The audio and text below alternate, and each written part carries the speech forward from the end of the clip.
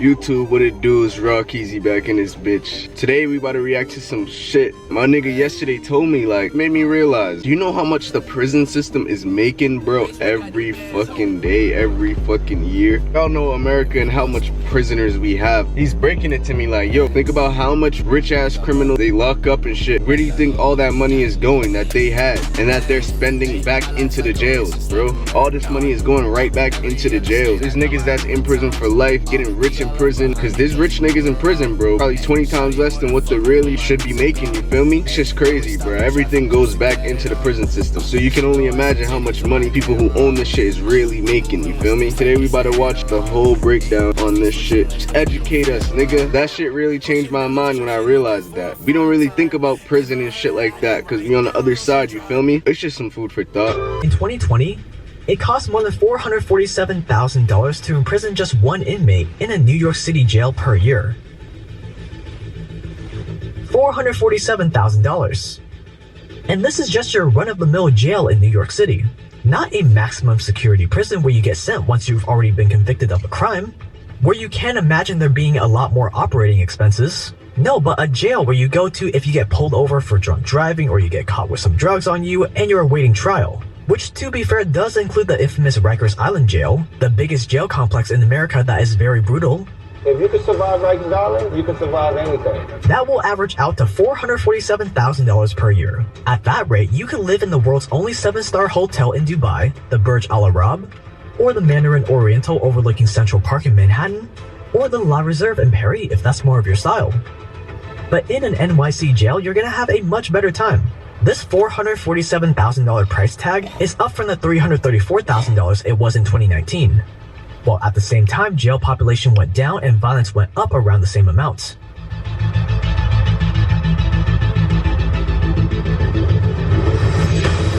So there were less inmates to manage, yet the cost went up by over $100,000. That $500,000 per inmate has to go somewhere. The question is, where? This is the profitable business of the prison industrial complex.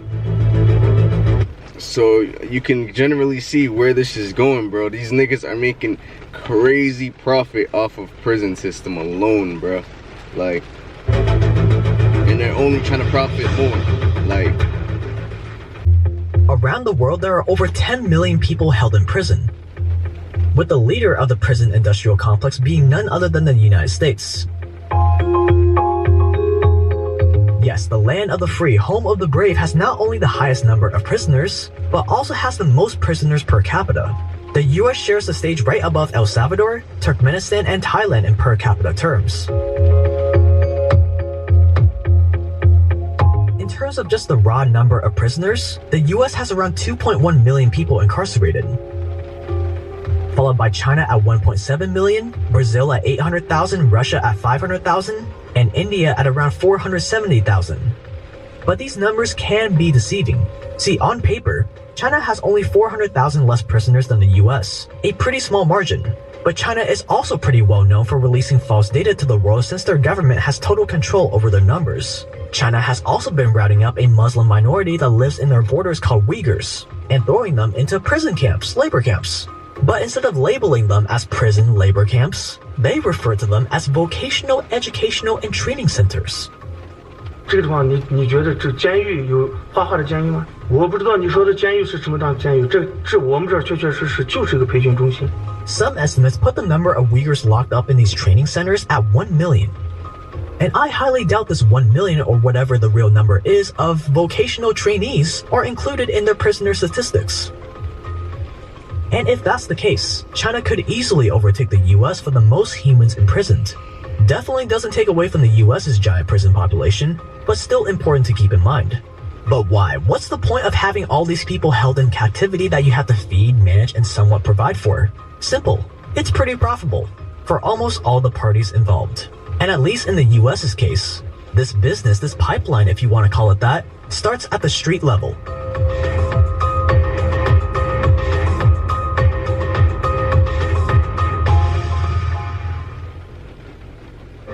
Most people know that in America, you're innocent until proven guilty, but not your property.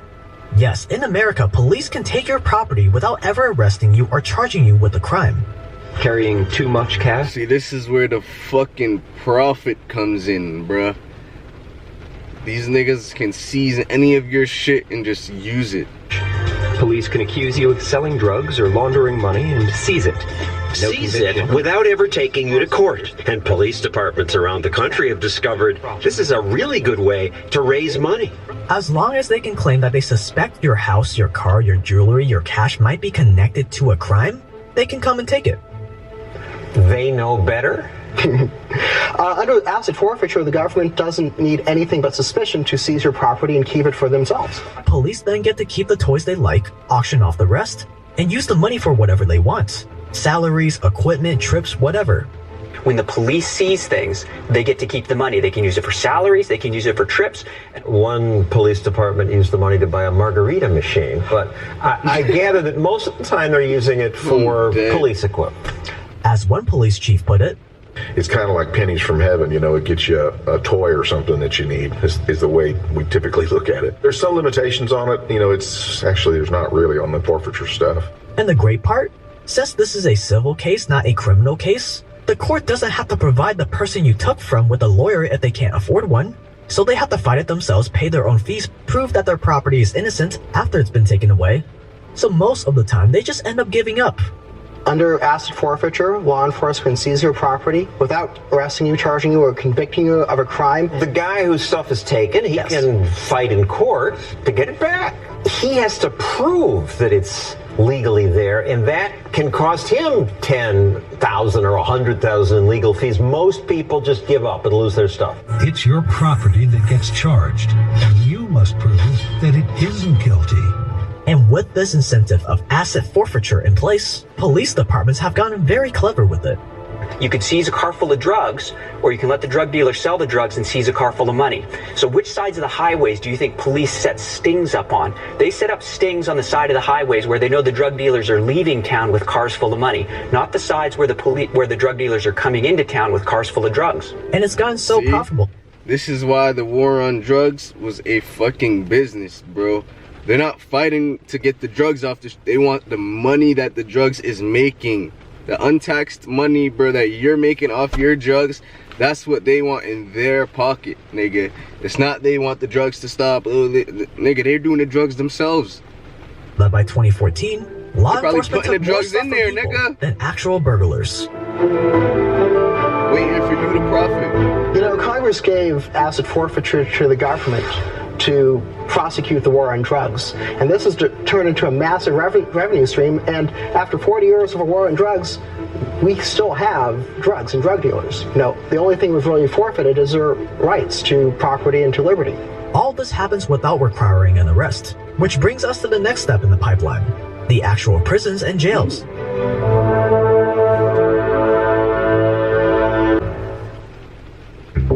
If you want to be a prison entrepreneur, the business model of prisons is pretty simple. When the war on drugs was at its peak, government prisons were getting too crowded and couldn't keep up. So private companies pitched to the government that if you contract the work to us, we can build the prisons you need faster, make them safer at a lower cost. A very compelling argument. So the government said yes, even though the last part about lowering costs didn't pan out so well. Private prison companies could build facilities faster without voter approval. They also claimed they could provide a higher quality at a lower price. So today, the job of the prison entrepreneur is to secure government contracts to build and run prisons. And the prisons you run, you charge a daily fee per prisoner. But as always, we don't call this rate your per inmate fee because that would come off a little too inhumane to the public.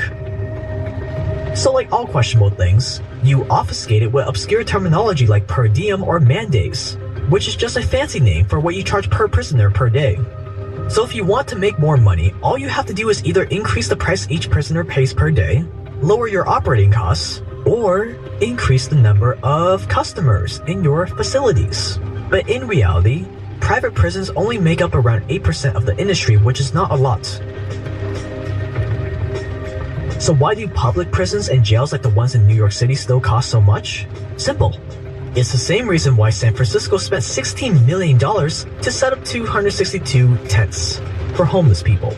Not 262 homes, but a literal tent in a white square painted on the floor, which comes out to $61,000 per tent per year, which is 2.5 times more than what it costs to rent a one-bedroom apartment in the same city. There's so many scandals. By the way, there was one just reported in the San Francisco Chronicle about how the city of San Francisco paid $16 million to pay for something like 260 tents or something like that. Why?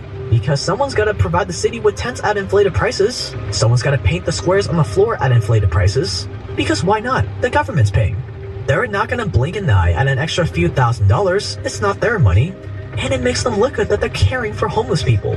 The same is true for public prisons. Sure, the government is the one running them, but they still have to buy uniforms, food from other contractors to keep the show going. So we covered the police, we covered the prisons, but there's one more part to this prison economy that we haven't covered yet. The cheap labor.